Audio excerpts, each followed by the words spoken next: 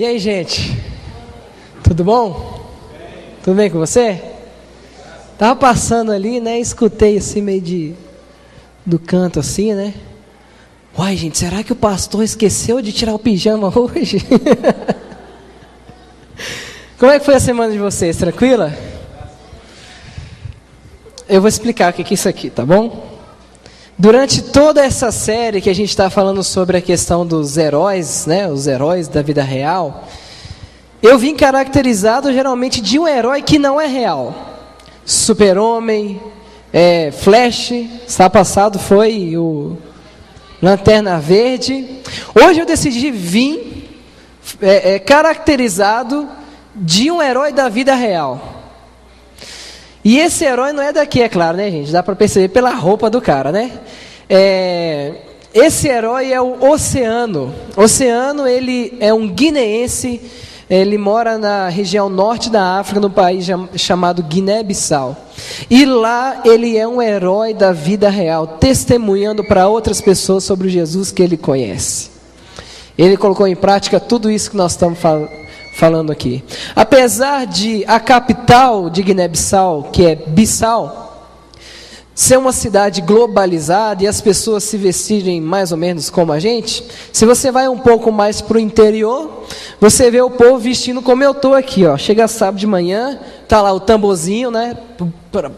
As musiquinhas tocadas no tambor, e você vê lá o pessoal com a roupa aqui. Gente, isso aqui é o terno de corte italiano.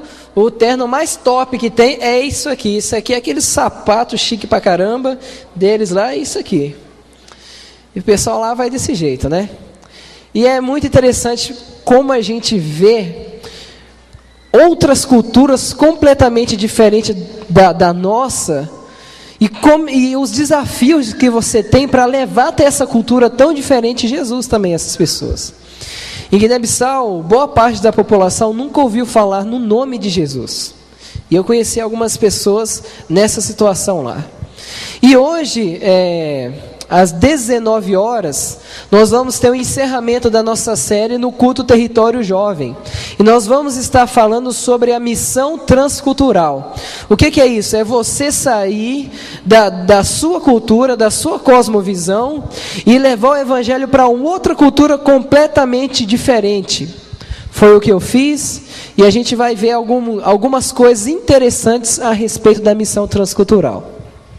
Para isso aqui nós vamos ter o Alisson e o pastor Alisson, que são os responsáveis pela área de missão transcultural do Núcleo de Missões do NASP, que é uma instituição da nossa igreja que tem como objetivo levar o evangelho para outras culturas que nunca ouviram falar de Jesus. Então faça planos de estar aqui hoje às 19 horas no Território Jovem. Apareceu a imagem lá do território, né? Apareceu, né? 19 horas vamos estar recebendo aí esses missionários. Faça planos. Gente, nós estamos estudando nessa série como nós podemos nos tornar heróis reais da vida real para pessoas reais com problemas reais. E hoje, o título da mensagem de hoje é o verdadeiro herói. Quem é o verdadeiro herói? Qual que é a principal característica do verdadeiro herói? Será que o verdadeiro herói é um bom pai de família? Será que o verdadeiro herói é um filho exemplar? Será que o verdadeiro herói é um cristão fenomenal? Tem uma frase que o filósofo alemão Nietzsche diz, né? O melhor argumento contra o cristianismo são os cristãos.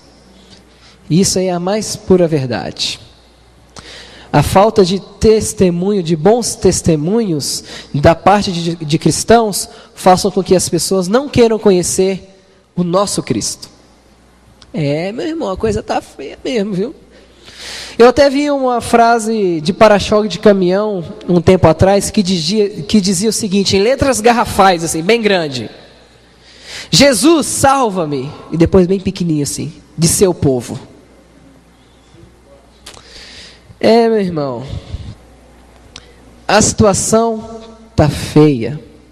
Mas para nós revertermos esse quadro do mau exemplo que nós como cristãos damos aí ao mundo de maneira geral, nós precisamos nos tornar o verdadeiro herói, no herói de verdade. E a gente vai ver hoje qual que é essa principal característica, o que nós podemos fazer para ser esse herói de verdade. Para isso, gente, eu gostaria que você abrisse aí a sua Bíblia no livro de Lucas, no capítulo 10. Lucas, capítulo 10. Aí conta mais uma história de Jesus, né? Jesus, ele estava viajando, fazendo uma viagem. Ele estava saindo da região da Galileia e indo para a cidade de Jerusalém. Estava saindo da periferia de Israel e indo para o grande centro urbano israelita da sua época. Onde Jesus ia, nas viagens que ele fazia, ele atraía uma multidão, pessoas o seguiam do início ao fim de suas viagens. Dentre esses seguidores estavam os vários segmentos sociais e religiosos que estavam ali seguindo Jesus. As pessoas que Jesus mais atraía, que mais o seguiam, eram aquelas pessoas que eram rejeitadas pela sociedade. Geralmente aqueles que eram enfermos, que eram rejeitados, porque tinha uma crença popular religiosa de que a pessoa que nascia com enfermidade, ou adquiria alguma enfermidade, porque fez algo de errado. E para corrigir essa situação, Deus o punia com uma enfermidade, e por isso ele não era digno, ele era rejeitado. Esse tipo de pessoa seguia a Cristo. Outro tipo de pessoa rejeitada que seguia Cristo eram os cobradores de impostos. Aquelas pessoas que eram consideradas antinacionalistas, porque elas eram responsáveis, eram israelitas responsáveis por cobrar impostos para o império. Nós temos também as prostitutas, temos pessoas sem instrução, que também não eram consideradas pessoas dignas, mas eram rejeitados. E era esse tipo de gente que Jesus, que era atraído por Jesus, esse tipo de gente que chegava perto de Jesus. E vou te falar, meu irmão, se aquela frase, diga-me com quem tu andas, que eu direi quem tu és, for verdade, então nós estamos lascados. Porque quem é que Jesus andava com quem? Com os pessoas rejeitados, com os pecadores. Se você é aquilo com quem você anda, então Jesus também era pecador, e isso anula a nossa salvação. Mas nós vemos em todo o ministério de Jesus, inclusive nessas situações, que ele sempre se misturava com as pessoas, ganhava a confiança das pessoas, supria as necessidades das pessoas e, por último, apresentava o reino de Deus para elas e falava: agora vocês vêm e me seguem. O episódio que nós vamos estudar hoje está no capítulo 10 de Lucas, e essa história acontece nos arredores da cidade de Jericó. Os religiosos daquela época, eles não acreditavam que Jesus era o Messias escolhido por causa de todas essas coisas. Como é que pode o Messias andar com essa gentalha? Eles viviam procurando situações, esses religiosos procuravam situações difíceis para colocar Jesus à prova. E essa história que nós vamos estudar hoje apresenta uma dessas situações que Jesus foi colocado contra a parede, numa situação bem capciosa. Vamos ler aqui a partir do verso 25 de Lucas capítulo 10. Vamos ver que situação é essa. O texto diz o seguinte: certa ocasião, um perito na lei levantou-se para pôr Jesus à prova e lhe perguntou: mestre, o que é preciso fazer para herdar a vida eterna? O que está escrito na lei? Respondeu Jesus. Como você a lê? E ele respondeu: ame o Senhor seu Deus de todo o seu coração, de toda a sua alma e de todas as suas forças e de todo o seu entendimento. E ame o seu próximo como a si mesmo. Disse Jesus. Respondeu corretamente. Faça isso e viverás. Mas ele, querendo justificar-se, perguntou a Jesus: e quem é o meu próximo? Gente, o texto fala que ali havia um perito na lei. O perito na lei, ele poderia ser basicamente 3 tipos de religiosos.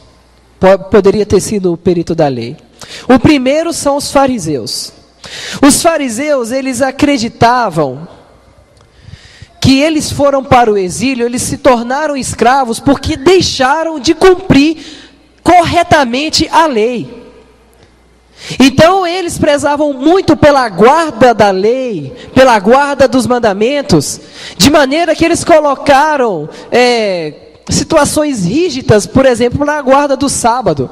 Não poderia andar mais do que 2 quilômetros, se deixasse cair um lenço no chão, não poderia pegar porque era trabalho. Eles ficaram tão traumatizados com o exílio, falaram: não, agora a gente vai cumprir a coisa certinha, para a gente não ser mandado mais para o exílio, porque a gente foi mandado para o exílio, porque foi um castigo divino, porque a gente não cumpriu a lei. Esse era o fariseu. Do outro lado, no outro extremo, tinha o saduceu. O saduceu acreditava que eles foram para o exílio, eles acreditavam que eles foram para, se tornaram escravos, porque eles não tinham boas relações com as nações vizinhas.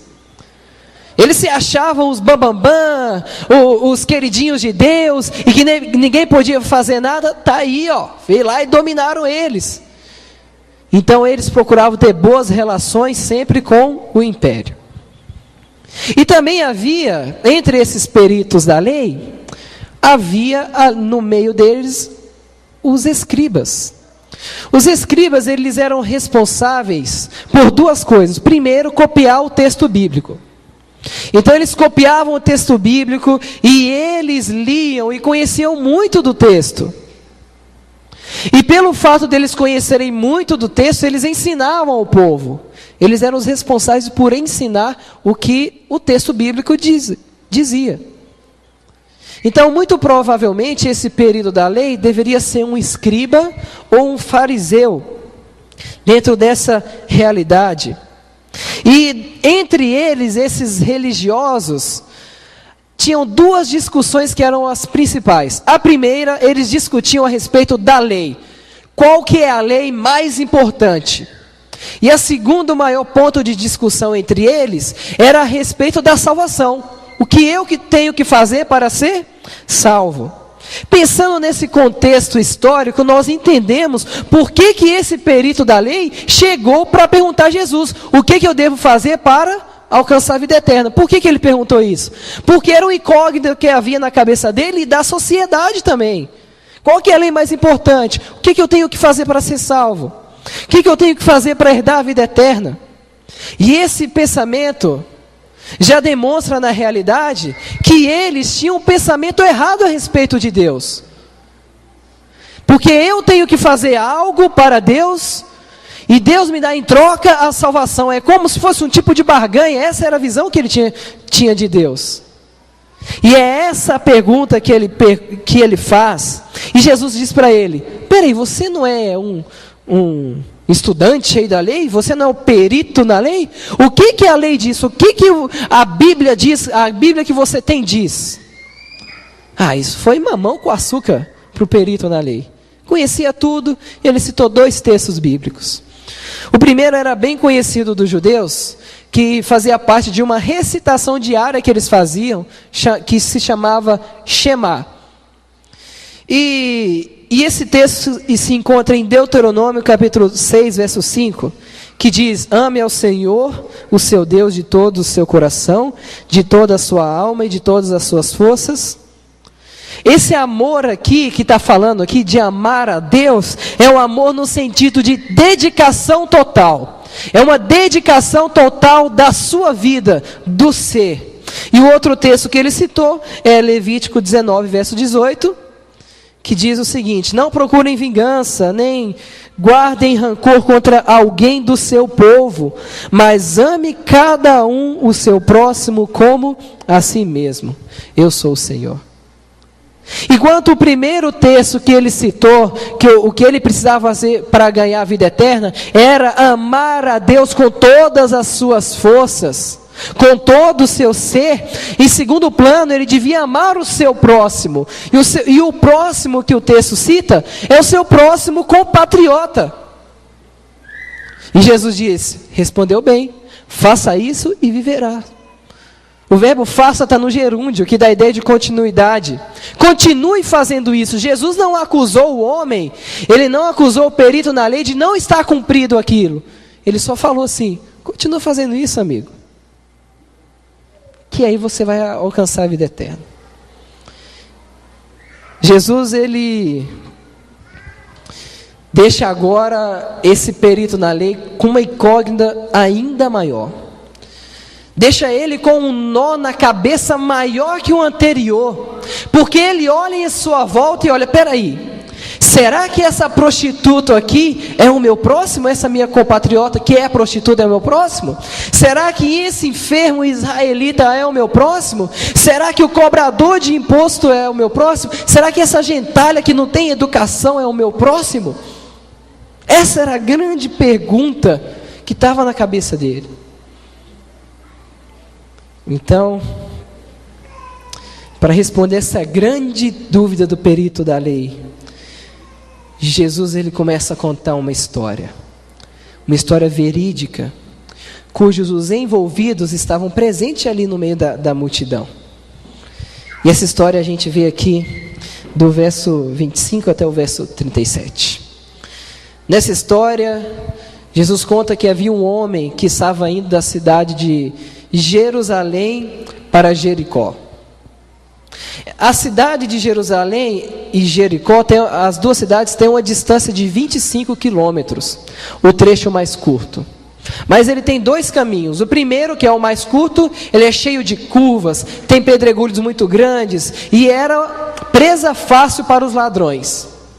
Era só um louco para poder passar naquele caminho, ou um cara que estava com muita pressa. E parece que aquele pobre homem estava, coitado. Passou por lá, dito e feito. Roubaram ele, bateram nele, espancaram ele, deixaram ele quase morto à beira da estrada. Então ali, quem sabe, estavam atrasados também para alguma coisa, passa um sacerdote.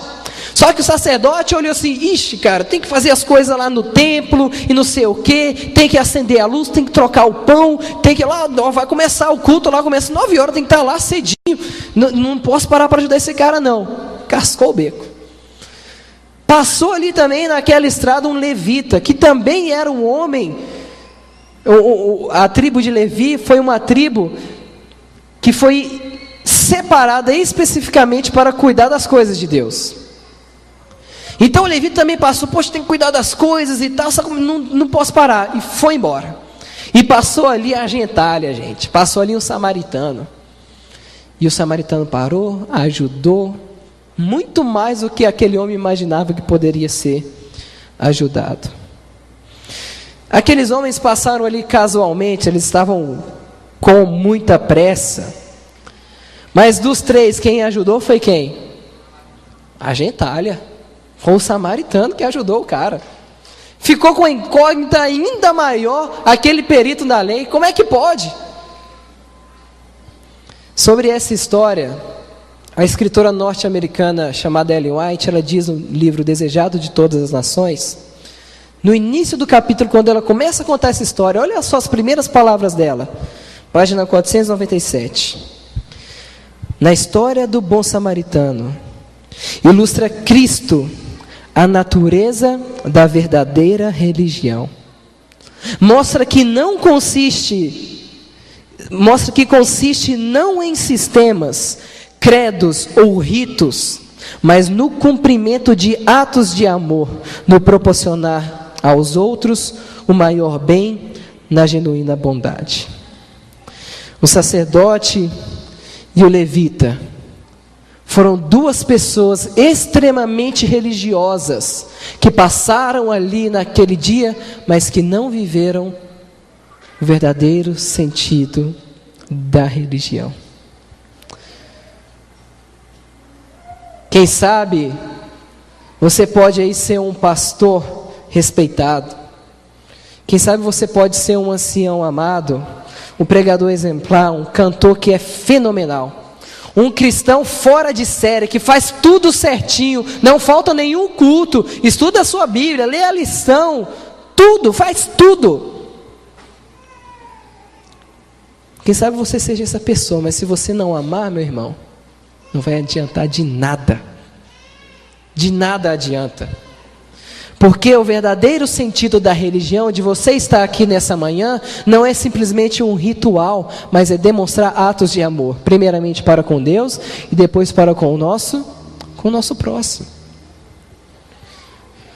O amor altruísta, o amor abnegado, é o que faz de você ser um verdadeiro herói. Não é aquilo que você faz ou deixa de fazer, mas é quando você demonstra amor. E pensando nisso, eu gostaria que você respondesse aí o guia de mensagem número 1. Nos tornamos verdadeiros heróis quando realizamos atos de amor. Nos tornamos verdadeiros heróis quando realizamos atos de amor.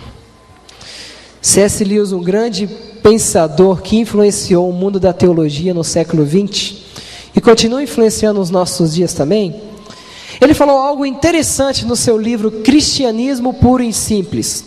Logo no primeiro capítulo ele fala sobre o certo e o errado. E ele afirma que existe em nós uma lei natural, uma lei moral, uma lei da consciência, que faz parte de todo ser humano na face da terra. O exemplo claro que nós temos, que fala sobre a lei natural, é o desejo da vida. Independente da cultura, da cosmovisão que você tem, da geografia onde você mora, todo ser humano tem um senso de preservação da vida. Ninguém quer morrer, ou você já viu alguém que quer morrer? O cara só tem que estar meio, fora de si. Isso é uma lei natural. Desejo de preservação da vida. Está dentro de cada ser humano. E ele cita vários exemplos. E me chamou uma atenção que existe uma lei natural que fala exatamente disso que nós estamos falando nessa manhã. Que é sobre o amor altruísta. O amor altruísta, o fazer algo por alguém sem esperar receber nada em troca, isso faz de nós verdadeiros heróis.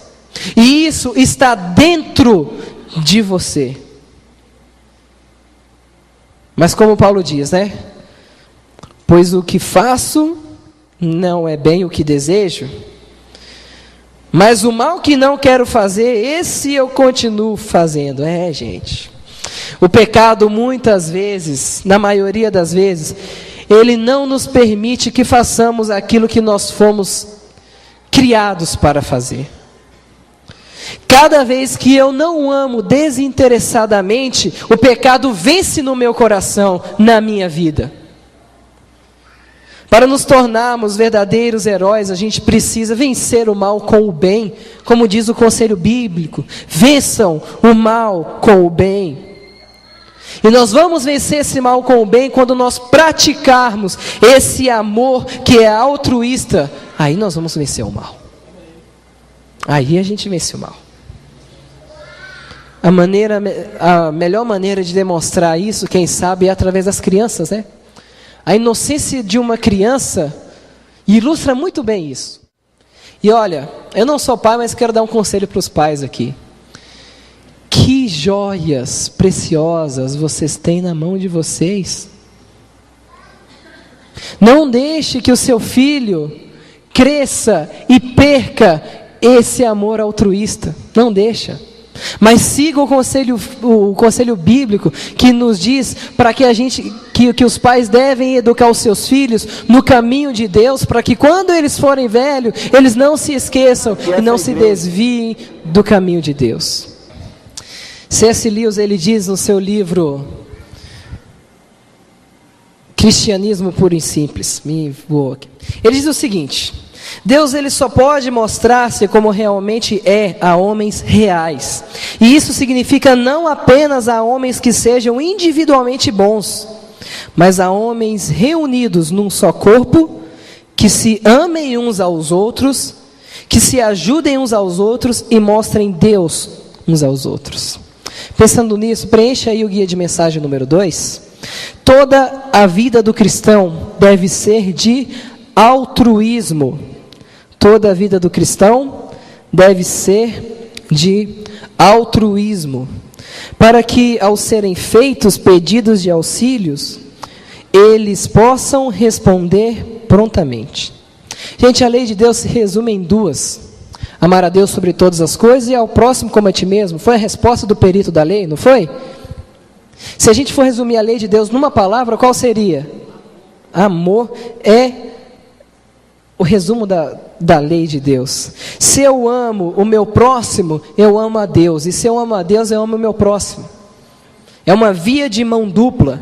Mas eu só amo a Deus e o meu próximo quando eu olho para mim mesmo e faço uma avaliação de mim, um ser que é mortal, e vejo que em mim não existe nada para ser amado. E quando eu olho para Cristo, o sacrifício que Ele fez por mim e o amor que Ele demonstrou para mim, eu me sinto amado por causa daquele amor demonstrado na cruz. E esse amor que foi demonstrado na cruz me capacita a amar a Deus e ao meu próximo também. A maior característica do discípulo de Cristo é o amor. Jesus ele falou com os discípulos: olha, eu deixo um novo mandamento para vocês: amem uns aos outros. E os meus discípulos são aqueles que têm o amor. Você é discípulo de verdade de Cristo? Avalie você mesmo. Você tem demonstrado esse amor altruísta? Porque para ser discípulo de Cristo de verdade, é uma característica que não é substituível. Nessa mesma história, Ellen White ela continua dizendo, no livro Desejado de Todas as Nações, na página 500: os anjos de Deus contemplam a aflição de sua família na terra. Estão preparados para cooperar com os homens em aliviar a opressão e o sofrimento. Em sua providência, Deus levara o sacerdote e o levita a passarem pelo caminho onde jazia a vítima dos ladrões, a fim de verem a necessidade que tinha de misericórdia e auxílio. Todo o céu observava para ver se o coração desses homens seria tocado pela piedade da desgraça humana.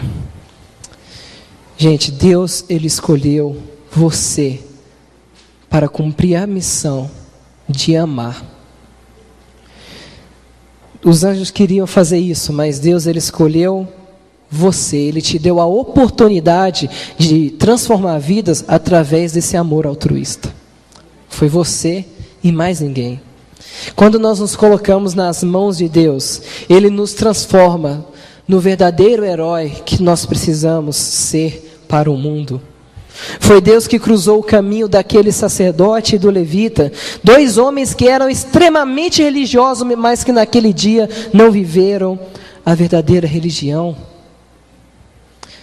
Imagina, Deus tendo todo um universo para cuidar, toda uma criação para cuidar, e mesmo assim Ele se preocupa com o nosso planeta, com o sofrimento daqui. E eu imagino Deus lá, quem sabe no seu iPad celestial, dando um zoom na nossa galáxia, chegando no nosso planeta, chegou naquela estrada e viu um homem precisando que alguém demonstrasse a verdadeira religião para com ele. Ele viu um homem que precisava de ajuda. Sabe o que ele fez? Ele cruzou o caminho do sacerdote com o caminho daquele homem. E o céu todo ficou na expectativa, como numa final de Copa do Mundo. Vai lá, ajuda, demonstra a verdadeira religião. E o que o sacerdote fez? Passou direto. Ele estava muito preocupado com os seus rituais religiosos e deixou de viver o verdadeiro sentido da religião. Mas Deus, ele não desanimou, e ele ali pegou um levita e cruzou o caminho. Deus cruzou o caminho do levita com aquele homem, e ficou na expectativa, o céu todo na expectativa. Mas aquele homem estava muito preocupado, pensando no lindo sermão que ele tinha escutado no sábado de manhã, que nem ligou.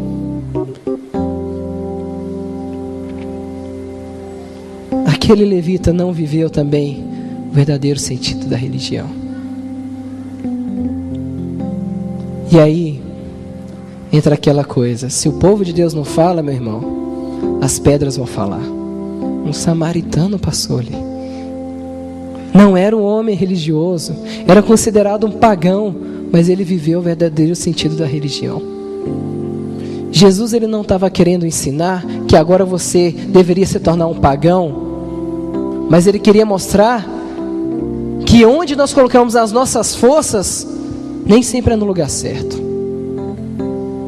Quando nós colocamos a nossa força em demonstrar amor para com o nosso próximo, aí sim nós vamos viver uma religião de verdade, e vamos ser heróis de verdade na vida real, com problemas reais. Eu não acredito que as coisas aconteçam por acaso. Tudo que acontece nesse planeta tem um propósito. Deus tem o controle de tudo. E Deus queria que você estivesse aqui.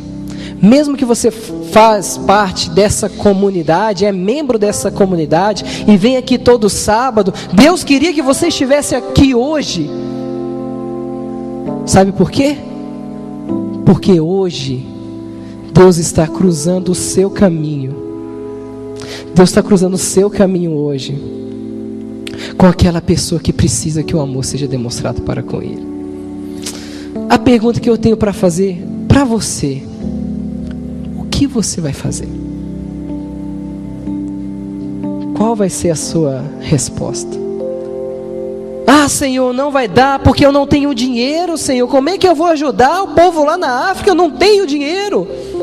Ah, Senhor, eu não tenho tempo, Senhor. Ah, Senhor, já estou fazendo isso, já leio a Bíblia, já devolvo meu dízimo, dou oferta, já estou fazendo demais. Ou você vai falar: Senhor, estou aqui, usa-me a mim, usa-me, envia-me para que eu possa aliviar o sofrimento dessas pessoas que estão no mundo. Me utilize para que eu possa desfazer de todo eu, para que o Senhor viva em mim. Esse amor altruísta faça com que eu perceba que as coisas mais importantes do mundo é fazer a sua vontade e não a minha. Durante os 6 meses que eu passei em Guiné-Bissau como missionário, teve um momento que eu chorei muito. Foi quando um colega nosso, um pastor, falou assim para mim: Breno, você não vai escutar aqui, você não vai querer ouvir o que eu escutei hoje. Não, diz aí o que é. Uma mulher chegou para mim e perguntou: você fala aí que o seu Deus é muito poderoso, né? Se o seu Deus ele é tão poderoso assim, por que Irã, que para vocês é Satanás, o diabo, o inimigo do seu Deus, porque ele tem um lugar de adoração? Porque Alá tem o seu lugar de adoração e vocês não têm?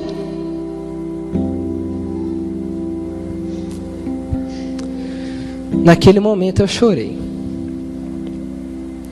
Eu falei: e agora, Senhor? O que é que nós vamos fazer? Mas eu tenho certeza que naquele momento, quando surgiu aquela necessidade, aquelas pessoas sofrendo, Deus cruzou o caminho de pessoas aqui no Brasil, para que pudessem aliviar o sofrimento e construírem igrejas, para que as pessoas lá pudessem adorar de forma digna o seu Deus. Deus então levantou o Alisson, que durante muito tempo trabalhou com construção civil. Mas agora Deus cruzou o caminho do Alisson com o caminho daquelas pessoas em Guiné-Bissau. E agora em janeiro, vai ser a 3ª ou 4ª férias que, se eu não me engano, que ele deixa de comportar para pagar os seus estudos, para poder ir lá aliviar o sofrimento de alguém, para poder ir lá passar um mês inteiro e voltar com as mãos calejadas, mas com um trabalho cumprido, uma igreja construída. O Alisson, ele vai estar hoje à noite aqui contando mais histórias magníficas sobre a missão transcultural e sobre o chamado de Deus para a nossa vida. Mas eu gostaria que nesse momento você, pensando nisso, respondesse aí o guia de mensagem número 3. Deus, ele espera de nós uma atitude que nos leva a uma ação. Devemos dar tudo de nós em resposta ao tudo de Deus. Não adianta nada ter passado esse mês inteiro escutando o que a gente escutou, como ser herói de verdade, sendo que isso não nos leve a uma ação. Mas isso precisa de ter uma atitude, e é uma atitude sua e pessoal. Hoje, Deus está cruzando o seu caminho com aquelas pessoas lá na África, com aquelas pessoas que vão ouvir sobre Jesus lá na cantata. O que você vai fazer? Eu gostaria de convidar você a estar aqui hoje à tarde, às 5 horas da tarde. Você que é empresário, profissional liberal, você que quer participar da missão de Deus de alguma forma, esteja aqui hoje às 5 horas da tarde. O Alisson e o pastor Alisson, num tempo de uns 40 minutos em média, vai estar falando para a gente sobre a importância da missão transcultural e quais são os desafios que nós temos para enfrentar no campo missionário. E eu espero ver você aqui, para que você possa entender você pessoalmente o que você pode fazer e o que nós como comunidade também podemos fazer para que outras pessoas de outras culturas também tenham o privilégio de conhecer o Jesus que nós conhecemos. Eu quero perguntar para você, hoje você quer fazer um compromisso com Deus de viver a missão dele em qualquer das dimensões e ser um herói de verdade, demonstrando esse amor altruísta, independente de se você vai para a África ou se você vai para o seu bairro? Eu quero que você, que tomou essa decisão de fazer um concerto hoje com Deus, gostaria que você ficasse em pé e viesse até aqui à frente, que eu quero orar por você. Eu quero fazer uma oração especial para você, para consagrar você mais uma vez ao Senhor. Pode vir à frente, pode vir. Eu quero consagrar a sua vida para que a sua vida possa ser bênção na vida de outras pessoas. E para que você possa se tornar um verdadeiro herói. Para que outras pessoas possam ver Jesus através de você. Deus seja louvado. Vamos orar. Senhor Jesus, hoje nós entendemos a Tua mensagem e queremos atuar na Tua missão. Faça de nós, Pai, verdadeiros heróis e tire-nos da nossa zona de conforto para que a gente possa vir hoje às 5 horas da tarde e aprender um pouco mais sobre a missão transcultural e saber o que nós podemos fazer para auxiliar nessa missão. Faça com que a gente saia da nossa zona de conforto e esteja aqui hoje às 3 horas da tarde para participar desse lindo projeto que é a cantata, Pai. Mais uma coisa nós pedimos: não nos deixe estáticos, porque nós tomamos uma atitude de uma ação na Tua direção. Nesse momento, Pai, eu quero consagrar essa Tua igreja, esse Teu povo, principalmente as pessoas que vieram aqui na frente. Quero consagrá-las mais uma vez ao Senhor, para que elas possam cumprir o chamado que o Senhor tem para elas. Tudo isso nós pedimos em nome de Jesus. Amém, Senhor.